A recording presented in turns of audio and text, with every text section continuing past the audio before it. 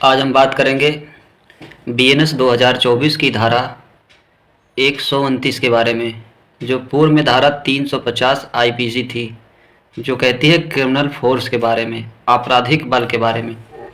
जब कोई किसी व्यक्ति को उस व्यक्ति की सम्मति के बिना, उसकी जानकारी के बिना इस प्रकार शारीरिक क्षतिकारित करने के आशय से बल का प्रयोग करता है, जिससे भय,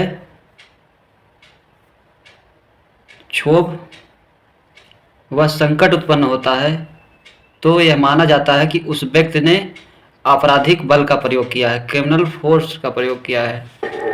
आपराधिक बल का हम एग्जाम्पल देखेंगे, उदाहरण देखेंगे। एक व्यक्ति नदी के किनारे नाव पे बैठा है। नाव एक पेड़ से रस्सी से बंधी है। एक व्यक्ति आता है, झट से बल का प्रयोग करता है और उस नाव की रस्सी को खोल देता है, जिसके कारण वह व्यक्ति, नाव में बैठा व्यक्ति नदी में बह जाता है और इस प्रकार उसको क्षति होती है। तो ये माना जाता है कि उस व्यक्ति ने क्रिमिनल फोर्स का किया, आपराधिक बल का प्रयोग किया।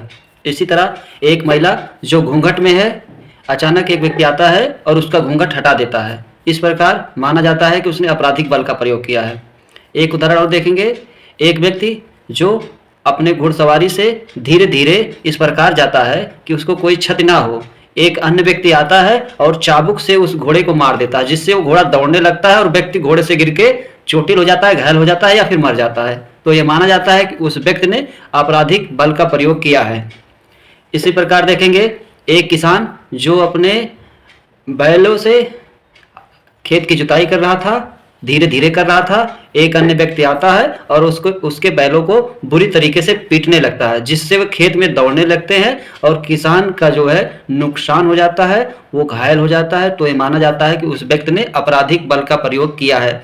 आपराधिक बल, क्रिमिनल फोर्स को आईपीसी की धारा 350 में परिभाषित किया गया था।